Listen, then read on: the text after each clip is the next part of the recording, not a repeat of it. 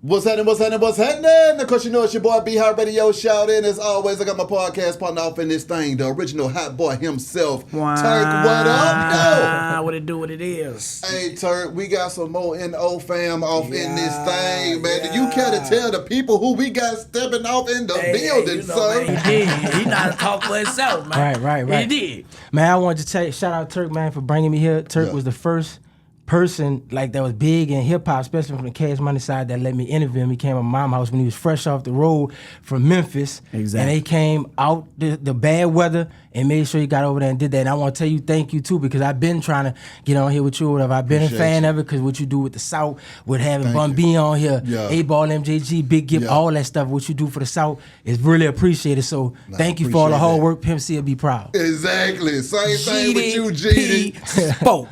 Oh, You did. I mean, Geedy, I need you to take me to day one, though, man. I mean, when you decided to get into the game and, you know, tap into this media, what was it that gravitated you towards it, man? Well, the media, first, before the media, I was doing the music executive stuff. Okay. And that's where I really come from. I was working with my cousin that had an artist named S.A., the youngest ones, Super Blanco, that was with Squad Up, that kid was with.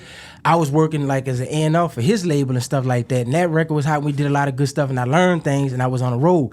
Then I started working with BTY Youngin, which was a popular artist. He was kind of like a Soulja Slim style, BG Derrick, hot boy type style or whatever. From out 17 out of Pigeon Town, he got killed in 2017. Birdman was about to sign him or whatever. I worked with him before. Then I worked with Superbad, which is a female artist out of Kenner, Louisiana, with New Orleans Airport at. She had a song that was real popular called Meeting in My Bedroom that was produced by Michael from Out of Reserve. So I did that, and that's kind of why I know so much about hip-hop. So then I was on Say Cheese, a big blogger, Sean Cotton and stuff like that. Sean, what up, What up, Sean? Shout out Sean Cotton. So Sean came to the pop-up shop in New Orleans in the French Quarter area at Sneaker Politics, I think, and he was asking what he could do to help New Orleans and all. He was like, man, y'all didn't have a big label out of here since Cash Money, No Limit. Like, I love Lil Wayne, you know. He actually got Wayne tattooed on him. He was like, he got Wayne, Floyd Mayweather, Michael Jackson, and I think Kobe Bryant. That's his Mount Rushmore on his own. But anyway, Sean was like, why New Orleans ain't got nobody popping? You know, Baton Rouge doing anything, but New Orleans, an hour away, and it's just so much different. So I tried to say what I want to say, but in that room, it was so many people I didn't get a chance to because everybody was grabbing the mic. So 3 months later, he put up a post about why New Orleans the number one hardest city and why Baton Rouge is the number one popping city, New Orleans is the number one hardest city on 2 different lists. I said what I said, it went viral, and he kept using my content. So then he came and interviewed me. I saw what he was doing, putting blogs together, putting the captions, and I started doing that. And then, before you know it, I just kept doing that. And people like Turk, Lil Yah from UNLV, KLC, Mr. Mina did something with me or whatever from Partners of Crime. Like, a lot of people started seeing what I was doing, webbing them. So that's kind of how I got into it or whatever. He got the game. He got the game fresh off the man. You feel me? Nah, man. So, who really, inspired you to, go hard as you been going? I know you always talk about Cash Money and Birdman. You always talk about Master P. You know, Jay Prince rap a lot. You know what I'm saying? Who inspired you the most? The CEOs or the artists? The CEOs. Well, my daddy was a singer. My daddy sang in a group with Lil Yah, Uncle. My daddy grew up. He lived in the Magnolia, St. Thomas, all over. My daddy said it felt like when the rent was due, they used to have to move. That's how poor it was. Every time it felt like the rent was due, they had to move. But they lived there uptown. But he was in a group with Lil Yah, Uncle, and my daddy was real cool with Yah and the manager too, Handy. That was he was cool with him. So my daddy was a singer, so he always did love music. I can't sing like my dad, and I couldn't rap or nothing, but I could be an artist advocate. So I always looked up to people like Baby and Slim, Master P, Damon Dash, Suge Knight, Easy, Jay Prince, Tony Draper, all those guys. You know, Uncle Luke, all them dudes out the South, and definitely like Diddy and all them too before all that shit that they had going on. So I always looked up to the music execs, Coach K and P. I like what they doing. So that's what made me be like, my brother and them can rap. I'm gonna just take the back seat and just do the music executive stuff. When I seen Baby walk with y'all like on Back to the Ass Up video, and y'all walking through the crowd in the park, and I was like, man, I want to do what the dude with the red hat got on or whatever. And I think, you know, that's kind of how that happened or whatever. That's what's up. That's what's up. That's what's up. So I know you didn't get your credit like you should, but I heard through the grapevine that you got Birdman the key to the city. Like, after all these years and hard work and all the stuff, man, Birdman and did, him and Slim and did, and here come you. How did you play a role in getting Birdman and Slim what they deserve? They should have been had that. Right, yeah, because Master P and Juggy them got P1 in 2021 after COVID. And me and a guy named David Hudson out the Desire Project, he helped a lot of people get those proclamations too. So I don't know if you remember when Jubilee, Gregory D, and Mia X and all them was in the council. Yeah, and I seen that. Yeah. Well, one of the main council members' name is Freddie King, and David Hudson was like facilitating that. And then there are other people that was instrumental, like Successful 5, P Time O. But me and David had been communicating about that. I wasn't at it there. I was at work though, but we was all talking about that. So they did that. I know Precise was real happy about that because he came from Houston to get that. Then me and David Bill was supposed to get Baby and Slim the key since since October. But like Slim wasn't feeling good. Things was happening, Baby and them scheduled, they had to go, so we had to keep rescheduling it. October, November. Finally, we got it done around Mardi Gras or whatever.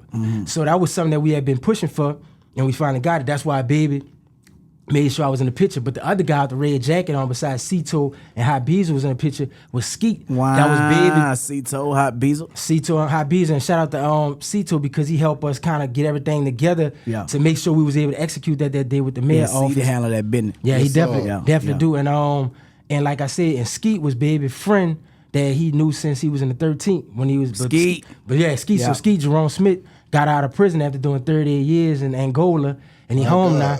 And yeah, and Baby had took him out there to the Super Bowl, so he was out there with him. So that was really big for all of them, and Baby really felt good. Slim wound up leaving the day before because he had to get back to Miami. Yeah. But something else that we got planned, me and David, we working on getting a street named after Baby and them. We seen that Al Lobson just got a street named after him, Newport News. Jamie Foxx got something. Top Dog got something in Watts, California. Missy got something. Easy got something in Compton. Biggie got something in Brooklyn. There's a lot of them. Yeah. So I know Dolph got something in Memphis, but he passed away. But ain't nobody in the South that I know have no street named after them that's alive that did something like that. So I told Baby, well, Miss Gladys Boyd on Saratoga Rattle. That's hard. You're going to eventually see if everything go right. Hopefully before Jazz Fest. Y'all hear this first because I never said this even on my Instagram. Yeah.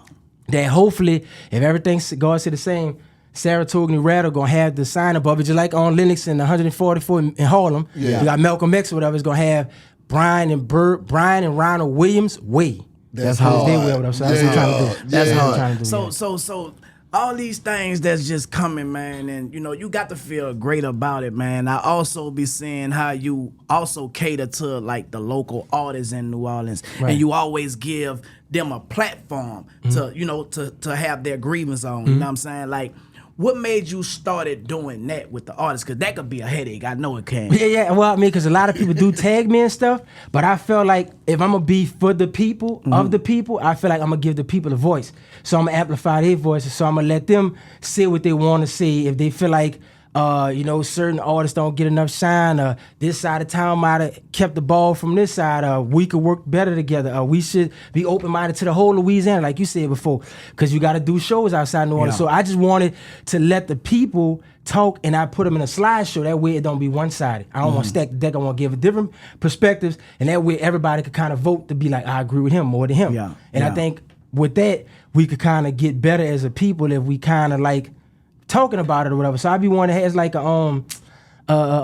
a discussion or whatever, an interactive discussion. We sit down, we talk, but we do it where everybody can sit on social media, and then we kind of like learn from it. Exactly. I feel like how do you feel about the responsibility of holding down New Orleans and Louisiana, Geedy? Because see, that was one of the things that we charged you with from the outside looking in. It's like, okay, if I'm gonna go to the NO to see what the hell's going on, I got to tap in with Geedy, Gangsta, No Rap Cap, and all of these folks to see what the fuck is really good. Right. How do you feel being one of the gatekeepers and the ambassadors to the city at the same time, sir? Well, see, I don't even like the word gatekeeper as much because I don't want to feel like it's just me holding, but I know that they do have all us play a role in it. And I do know it is a great responsibility because once you start getting bigger and hotter, and then like you said, people see me with Birdman, people see, I know Sean Cotton, they see I'm on Beehive with Turk and you, they see me on Boss Talk, all these other platforms that they see a lot of notable people on, they're like, man, he could help save everybody. But it's like, even with Baby and them having Cash Money, Coach K and P and them having quality control, they can't sign a whole Atlanta. Jermaine Dupri couldn't say the whole Atlanta. Puffy couldn't say the whole New York. Master P couldn't say the whole Uptown. Yeah. So you still just do what you can with what you have. And I try to say that, like Martin Luther King said, we got to be able to take. They always say, put yourself by your bootstrap. First, you got to get boost first. Come on, so now. I got them on, and I'm trying to do my part. And I feel like all us doing what we doing. Just like Turk having extended the olive branch, and y'all to even say, man, look, you out here, hit me up, we gonna help you too. So all us helping each other, that's what I feel like I do, and I try to do the same thing too. So I feel like with what I have, I try to do the best I have with what the little I have, so I can get more. That's how it's supposed to go, bro. And I also hear a lot of people, like, y'all have a discussion going on, because I follow you, man. Like, I be having to stay informed. Right. Y'all got a discussion going on where I heard, I think his name Cutter J Black, out there. Yeah, shout out to him, man, because that conversation should have been, brought up long time ago, you know what I'm saying? But I guess it's perfect timing for it. And they was like people who have made it out. Mm-hmm.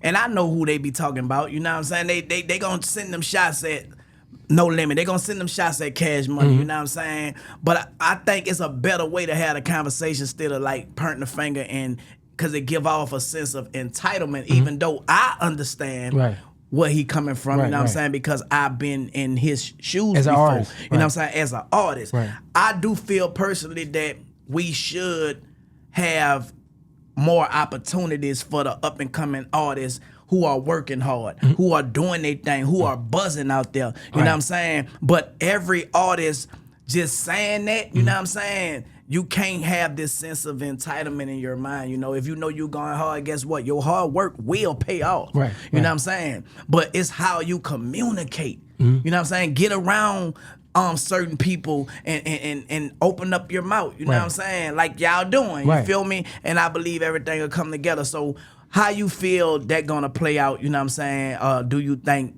it's gonna get better? Right. And I'm gonna throw one more other thing into the fold too, because this another guy said this morning. He was from out this Ninth Cross Canal. His name Coach Fat, I think. I seen him too. Yeah, he said stuff about Baby and P and all that, and feeling like downtown felt like they never really got a true shine, and Stunner signed other people and all that from other places. And I was like, so a lot of people is just putting it all out on the table, but I do feel like It did make Rob Fonda respond, and Rob was like, I'm still doing what I'm doing, and the more I get in position, the more I am gonna try to help do stuff, because I know he supposed to be doing something with YD the Illest from out to Florida. He supposed to be doing something with him.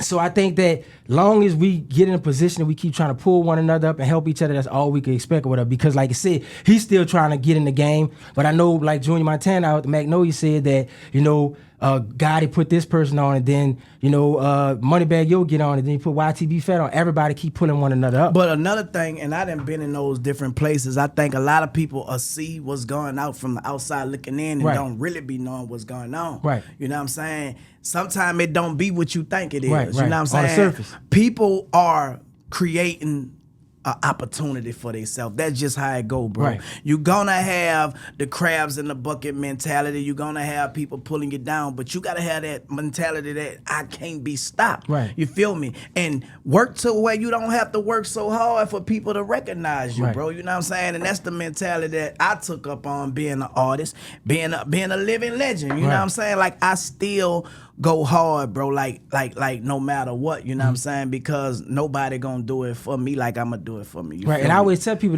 just like they'll be like, oh man, we do gotta come together, and that is good and stuff like that. But I'm like, they'll be like, well, Atlanta was like this and New York was like this. But I'm like, all them places wasn't always perfect. They had to work their things out too. It was like Ludacris and T.I., like Jeezy and Gucci, or like Low and T.I. T.I. was coming to everybody. I love T.I. New York, you got 50 damn, they burned the whole city down. Yeah. So I was like, every city wasn't out, even Cash Money and Big Boy at the time. So it had labels that probably had different opinions and different ways they was going for the top. But I was like, at the end of the day, when you do get in position, if you could, try to shine a light. And sometimes it works, sometimes it don't. But I'm glad that we do have the conversations that we can try to do better, and we can try to support our own, like when Junior said, when our artists do shows, we need to go try to pack them out. We need to go to House of Blues and support, because Detroit do the same thing. Mm-hmm. Detroit artists love Detroit, and that's all they care about. It's like they're in their own world. So, that's just how I feel about it. More action, less talking, man. You know what I'm saying? And you got to embrace the ones who do show the love. Right. Sometimes it ain't always good to run behind people who you think should be showing love. Right. Because you'll miss the ones who are right in front of you showing you love. Right. Like, so that bring me back to what you think people expect love to be when you have certain people showing them love. Right, I guess it's people be wanting certain validation from certain people. I sometimes I think that because we on the internet and everybody seeing that, everybody shining, they might be in this place and that place, like, damn, when I'm gonna get my chance? I remember Jay said on his Can't Be Life, he was like, everybody doing them, I'm still stressing on the block, like, damn, I'm gonna be a failure surrounded by thugs, drugs, and drug paraphernalia. So he like, all these dudes, Nas, Biggie, everybody doing their thing. I'm still in Marcy Project, still hustling, trying to do this rap shit. So a lot of times they see other people that's doing what they want, and they be like, damn, when my chance gonna come? But like Mario P said, you gotta wait on God time. When God ready, he gonna prepare your table and he gonna have your shit good. Just wait. It might take a little longer, but this roast cooking in the oven like your grandma used to cook, like your grandma that cooked good. What that was one of milk? Yeah, that cooked real good. Yeah, she cooked real good. Didn't it? But she gonna make sure it stay in the oven a little longer because she needs to be tender. It's gonna be right. It ain't gonna be that microwave shit. So sometimes people gotta just be a little patient. Tyler Perry, he couldn't get it in New Orleans. He had to do his plays and all that. He had to go another route. He lost houses and all that, living in his car. But when it came, and look how he got a big old house, keep building studios, it just keep going up. So I think people just gotta be patient and just work hard. You have to work hard, man, and you got to work smart as well, you know what I'm saying? Like, without the information, without the overstanding of that information, you know what I'm saying, then you're going to be in the same location. Right. And I think people have to have an open mind and not be so hard on each other, because when you tearing each other down, man, like, people on the outside, like, they can't get along. You know what I'm saying? What I'm going to help them for if they ain't helping each other? And that's true. And I was telling Cutter Gang J Black out the A-Waters too, I was like, in New Orleans, we got to understand how important bridges and crossing and helping one another is. Because in our city, Turk, you can't get nowhere without no bridge. Yeah. All the bridges around New Orleans, everywhere you go across Canal, you go across the river, you go to Slidell, you go to you go to Boy, you need to write you a book, boy. That boy was coming to them slogans and quotes, boy. Right. So we can't get nowhere without no bridge. So if anybody know how important it is to cross bridges, we need to know that, and we need to build them instead of burn them down, before we could use them. That way we can help ourselves, because we always trying to say, like, and then another thing I want to say, shout out to Baby and Slim and Master P and all the dudes that came before that did create opportunities, because they did their part. And even if they still keep doing it, that's a plus too. But even when Puff and them did what they did, or Jermaine Dupri and them did what they did, Coach Ken still came later and P and them. So sometime it be time for somebody new. So it might be other guys that might be executives that come up and they might do good. Baby and them did a whole lot of great things, and if they keep doing more, that's even better. But we can't just expect them to keep doing it. We gotta make bosses and all that and keep it going too.